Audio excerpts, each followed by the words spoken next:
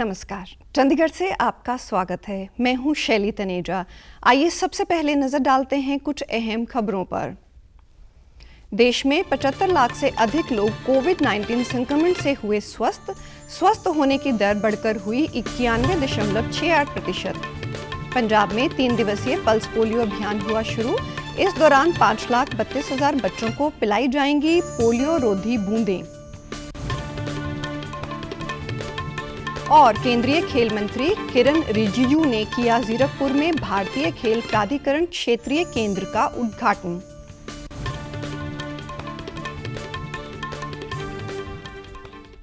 अब समाचार विस्तार से। देश में कोविड संक्रमण से ठीक होने का प्रतिशत लगातार बढ़ रहा है। अब तक 75 लाख से अधिक लोग स्वस्थ हो चुके हैं। देश में स्वस्थ होने की दर 91.68% हो गई है। पिछले 24 घंटों के दौरान लगभग 53,000 मरीज ठीक हुए हैं। इस दौरान संक्रमण के करीब 45 नए मामले सामने आए हैं। वर्तमान में कोविड के 5,61,000 से अधिक सक्रिय मामले हैं। देश में कोविड से होने वाली मृत्यु दर 1.49% है। पिछले 24 घंटों में देश में कोविड से 496 लोगों की मृत्यु हुई है। देश में कोविड परीक्षण के मामले में एक और उपलब्धि प्राप्त की है। पिछले 24 घंटों में लगभग 8,56,000 कोविड नमूनों के परीक्षण के साथ कुल परीक्षण का आंकड़ा 11 करोड़ को पार कर गया है। अब तक देश भर में 11 करोड़ 7 लाख से अधिक नमूनों का परीक्षण किया जा चुका है। देश की परीक्षण क्षमता प्रतिदिन 15 लाख तक पहुंच गई है। देश में इस समय 2037 कोविड परीक्षण प्रयोगशालाएं हैं। हरियाणा राजभवन में रविवार को हरियाणा दिवस के अवसर पर सादे समारोह में हरियाणा के राज्यपाल सत्यदेव नारायण आर्य व हरियाणा के मुख्यमंत्री मनोहर लाल ने प्रदेशवासियों को शुभकामनाएं व बधाई दी। मुख्यमंत्री मनोहर लाल ने राज्य सरकार की ओर से प्रदेश की जनता को शुभकामनाएं दी और कहा कि आने वाले नववर्ष भी प्रदेश में समृद्धि और खुशहाली लाएगा। 55वां स्थापना दिवस, इस अवसर पर मैं अपनी ओर से, हरियाणा सरकार की ओर से हरियाणा की पूरी जनता को बधाई देता हूं, शुभकामनाएं देता हूं और आशा करता हूं कि आने वाला वर्ष उनके लिए एक समृद्धि लाने वाला वर्ष बने, सब लोगों को सफलता मिले। कार्यक्रम की शुरुआत हरियाणा पुलिस द्वारा बजाए गए राष्ट्रीय गान से हुई। कार्यक्रम में हरियाणवी लोक धुन पर आधारित वाद्य संगीत की प्रस्तुति रही। इस तरह से कार्यक्रम के बीच बीच में भी बजाया गया। इस अवसर पर केंद्रीय जल शक्ति राज्य मंत्री रतन लाल कटारिया ने सरकार द्वारा लोक कल्याण के लिए किए जा रहे कार्यक्रमों का विवरण दिया। पिछले 55 वर्ष में हमारे प्रदेश के राजनीतिक नेताओं ने, हमारे देश के एडमिनिस्ट्रेशन ने कंधे से कंधा मिलाकर काम किया और आज हम 7.5 गुना तो धान पैदा कर रहे हैं, 3.5 गुना गेहूं पैदा कर रहे हैं और खेल के क्षेत्र में हमने अंतर्राष्ट्रीय जगत के अंदर अपना नाम कमाया है। इस अवसर पर हरियाणा के शिक्षा मंत्री कंवर पाल, हरियाणा खेल एवं युवा मामले राज्य मंत्री संदीप सिंह ने भी प्रदेश की जनता को हरियाणा दिवस की शुभकामनाएं दी। देशवासियों को बहुत बहुत बधाई देता हूं, हरियाणा वासियों को बहुत बहुत शुभकामनाएं देता हूं और इन 54 साल में जो हरियाणा ने प्रगति की वो अपने आप में बेमिसाल है। और मैं समझता हूं कि जो एक ये मुहिम चली कि छोटे प्रदेश होने चाहिए, तो मैं समझता हूं कि हरियाणा की प्रगति के बाद चली, तो लोगों को लगा कि छोटे प्रदेश बहुत तरक्की कर सकते हैं।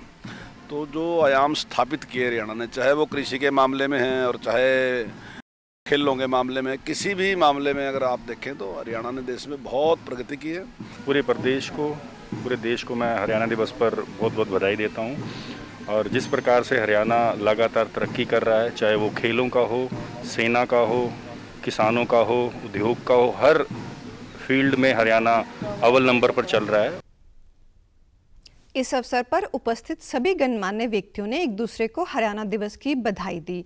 इस समारोह में प्रथम लेडी गवर्नर सरस्वती देवी व महामहिम राज्यपाल के परिजन भी उपस्थित थे। पंजाब में कल से 3 दिवसीय पल्स पोलियो अभियान शुरू किया गया है। इस दौरान लगभग 5,32,000 बच्चों को पोलियो रोधी बूंदें पिलाने का लक्ष्य रखा गया है। राज्य के स्वास्थ्य व परिवार कल्याण मंत्री बलबीर सिंह सिद्धू ने मोहाली के निकट गांव सोहाना की सरकारी डिस्पेंसरी में बच्चों को बूंदें पिलाकर कार्यक्रम की शुरुआत की। राज्य में 8,436 स्थानों पर ये बूंदें पिलाई जाएंगी।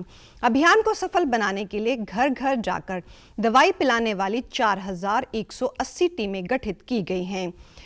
550 से अधिक मोबाइल टीमें तैनात की गई हैं। आंगनबाड़ी वर्कर, आशा वर्कर और एएनएम को इस काम में लगाया गया है। 3 दिवसीय अभियान के दौरान जोखिम वाले क्षेत्रों, प्रवासी आबादी वाले क्षेत्रों, बस अड्डों और झुग्गी झोंपड़ी बस्ती वाले क्षेत्रों में दवाई पिलाने के विशेष प्रबंध किए गए हैं।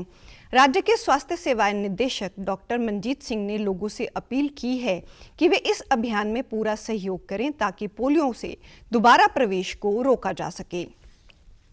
कोविड-19 के कारण लॉकडाउन के बाद रेहड़ी पटरी वालों को अपना काम फिर से शुरू करने के लिए केंद्र सरकार ने प्रधानमंत्री स्वनिधि योजना की शुरुआत की है। इस योजना के तहत सड़क किनारे काम करने वाले लोगों को 10,000 रुपये का ऋण आसान शर्तों पर मुहैया करवाया जाता है।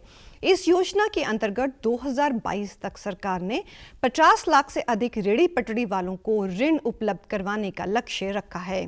चंडीगढ़ में भी इस योजना के तहत ऋण प्राप्त करके राजेंद्र कुमार और मंजू देवी ने फिर से अपना कारोबार शुरू कर लिया है।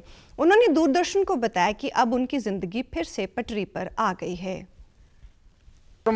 ने मुझे 10,000 का लोन दिया, उसके लिए मैं उसका बहुत बहुत धन्यवाद करना चाहता हूं। और मुझे लोन लेने में कोई दिक्कत नहीं आई, बहुत जल्दी लोन मिल गया था। मोदी जी के बारे में है कि उन्होंने जो भी काम किए अच्छे काम किए हैं। मोदी जी का मैं और धन्यवाद करूंगा। लॉकडाउन के टाइम पे बहुत परेशानी थी, इसलिए मोदी जी ने हमें लोन दिया। हमने थोड़ा सामान खरीद के बेचने लगे। बड़ी बड़ी शुक्रिया। स्वनिधि योजना के तहत ऋण का समय पर भुगतान करने वालों को ब्याज में सब्सिडी भी दी जाती है और वे पहले ऋण समय पर चुकाने के बाद अधिक ऋण के पात्र बन जाते हैं। केंद्रीय खेल मंत्री किरण रिजिजू ने आज चंडीगढ़ के निकट जीरकपुर में भारतीय खेल प्राधिकरण के क्षेत्रीय केंद्र का उद्घाटन किया। केंद्रीय मंत्री ने इस समारोह में वर्चुअल तौर पर हिस्सा लिया। पंजाब विश्वविद्यालय के नेशनल वॉलीबॉल खिलाड़ी भी इस समारोह में शामिल हुए। खेल मंत्री ने इस अवसर पर कहा कि आने वाले समय में जीरकपुर केंद्र में हर तरह की सुविधाएं उपलब्ध करवाई जाएंगी ताकि इस क्षेत्र में खेलों को बढ़ावा मिले। उन्होंने आशा व्यक्त की कि ये केंद्र क्षेत्र में खेल माहौल बनाने में कारगर साबित होगा। प्राधिकरण के चंडीगढ़ के रीजनल केंद्र निदेशक इंचार्ज पीके मट्टू ने इस अवसर पर कहा कि इस केंद्र की स्थापना से इस क्षेत्र के खिलाड़ियों को लाभ होगा और इससे हरियाणा, पंजाब, हिमाचल प्रदेश और चंडीगढ़ के खिलाड़ियों को सुविधाएं मिलेंगी। कि ये नॉर्दर्न रीजनल सेंटर है और पूरा फुल फ्लैज एक स्पोर्ट्स कॉम्प्लेक्स बनेगा। आज आपने देखा होगा कि मंत्री जी ने घोषणा करी है, इसका शुभारंभ किया है मंत्री जी ने, और ये भी घोषणा की है कि वो बड़ी जल्दी यहाँ आएंगे और यहाँ के जो प्रतिभावान खिलाड़ी हैं उन सभी के लिए क्या क्या स्पोर्ट्स फैसिलिटी होनी चाहिए, मॉडर्न एडवांस। आपने देखा होगा कि स्पोर्ट्स अथॉरिटी ऑफ इंडिया अब बहुत तेज़ी से खेल को बढ़ावा देने के लिए आगे बढ़ रहा है और पूरे हिंदुस्तान में बड़े बड़े स्पोर्ट्स कॉम्प्लेक्स खेलो इंडिया के तहत बन रहे हैं बच्चों के लिए। और उसी लेवल पर अल्ट्रा मॉडर्न स्पोर्ट्स जो है वो जीरकपुर में तैयार की जाएगी। खिलाड़ियों ने भी इस केंद्र की स्थापना से खुशी जाहिर की है। पंजाब यूनिवर्सिटी में प्रैक्टिस करते थे साई सेंटर में, और अब यहाँ पे नया साई सेंटर खुला है जीरकपुर में। ये सारे स्पोर्ट्स प्लेयर्स के लिए बहुत फ़ायदेमंद है क्योंकि यहाँ पे सारी फैसिलिटीज़ हमें एक जगह पे मिल पाएंगी। नया सेंटर है, नई फैसिलिटीज़ होंगी, सब कुछ बढ़िया होगा यहाँ पे। अब यहाँ पे नई ओपनिंग हुई है तो यहाँ पे और अच्छा प्रैक्टिस का मौका मिलेगा हम सबको। इस केंद्र की स्थापना से खेल क्षेत्र में विभिन्न खेलों को बढ़ावा मिलने की उम्मीद जाहिर की जा रही है। खिलाड़ियों को परीक्षण के लिए बेहतर सुविधाएं और कोचिंग मिल सकेगी।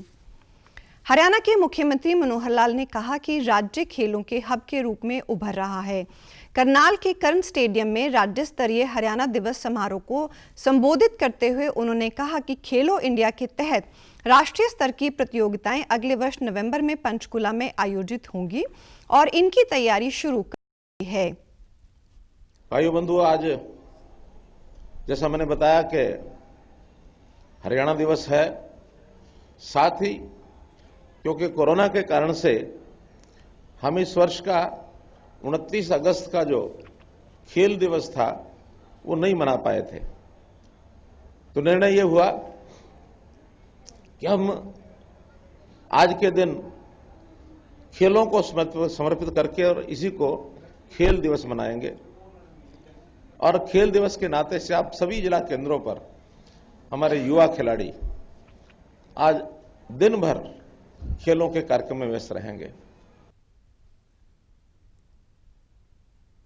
उन्होंने कहा कि युवाओं को खेलों से जोड़ने के लिए प्रदेश में नई खेल नीति बनाई गई है। मुख्यमंत्री ने बताया कि युवाओं को खेलों से जोड़ने के लिए प्रदेश में 525 खेल नर्सरी बनाई गई हैं। गांवों में खेलों में रुचि के उद्देश्य से खेल व्यायामशालाएं और खेल स्टेडियमों का सुधार किया जा रहा है। ये हम कार्यक्रम करते रहे हैं, लेकिन इस बार उस प्रकार की बड़ी दौड़ें कोरोना के कारण से ही उसको स्थगित रखा था और हमने हरियाणा में तय किया कि हम जो हरियाणा दिवस 1 नवंबर को ही राष्ट्रीय एकता दिवस के रूप में मनाएंगे। मनोहर लाल ने कहा कि राज्य सरकार का संकल्प है कि हरियाणा खेलों में अंतर्राष्ट्रीय स्तर पर उपलब्धि प्राप्त करे। खेल के समय किसी खिलाड़ी के चोट लगने के इलाज के लिए राज्य में 4 इंजरी सेंटर बनाए जा रहे हैं। इनमें से रोहतक के सेंटर पर काम शुरू हो गया है। मुख्यमंत्री ने कहा कि प्रदेश में खेलों को बढ़ावा देने के लिए राई स्पोर्ट्स स्कूल का दर्जा बढ़ाकर उसे विश्वविद्यालय का दर्जा दिया गया है। और अब पेश हैं खबरें फटाफट। जीएसटी संग्रह आज के बाद अक्टूबर में 1 लाख करोड़ रुपए से हुआ अधिक। मौजूदा खरीफ मौसम में अब तक 2 करोड़ मीट्रिक टन से अधिक धान की हुई खरीद। हरियाणा के मुख्यमंत्री ने गुरुग्राम में NH 48 पर यू टर्न फ्लाईओवर का वीडियो कॉन्फ्रेंस से किया उद्घाटन। भारत नेट के तहत करनाल जिले की 288 पंचायतों को उपलब्ध करवाई गई वाईफाई की सुविधा। आज से चंडीगढ़ के PGI और सेक्टर 32 के अस्पताल में OPD सेवा हुई शुरू। पंजाब के किसानों को 50% सब्सिडी पर मुहैया करवाया जाएगा गेहूं का बीज। कोरोना वायरस का खतरा अभी टला नहीं है, इसलिए सभी से निवेदन है कि बाहर जाने के समय मास्क जरूर पहनें, सामाजिक दूरी बनाए रखें, बार बार अपने हाथ साबुन से धोएं और सैनिटाइजर का इस्तेमाल करें। वैश्विक महामारी कोविड-19 जिसका संपूर्ण मानव जाति को अपनी आगोश में ले चुका है। टीका या दवाई उपलब्ध होने तक महामारी के खिलाफ मानवता की जंग जारी है। ऐसे में सबसे जरूरी है सावधानी और बचाव। फेस मास्क कोरोना से रोकथाम का सबसे प्रभावी उपाय साबित हुआ है। विश्व स्वास्थ्य संगठन और विशेषज्ञों की शोध का भी यही निष्कर्ष है कि मास्क से मुंह और नाक को अच्छी तरह ढककर कोरोना संक्रमण को कम किया जा सकता है। कोरोना संक्रमण से बचाव के लिए मास्क पहनने के साथ ही जरूरी है मास्क को सही तरीके से पहनना। बहुत से लोग मास्क से नाक और मुंह को सही तरीके से नहीं ढकते हैं, जिससे संक्रमण का खतरा बना रहता है। बिना मास्क या फेस कवर के घर से बाहर निकलने की अभी कल्पना करना भी सही नहीं है। जुड़िए डीडी न्यूज की खास मुहिम मास्क अप इंडिया के साथ। मास्क पहने और अपने मुंह और नाक को अच्छी तरह ढकें। अपने परिवार के सदस्यों और दोस्तों को मास्क पहनने के लिए कहें। Mask up India, mask up India. DD news के माध्यम से सबको बताना है, कोरोना को हराना है, मास्क जरूर लगाना है। Mask up India, mask up India, mask up India.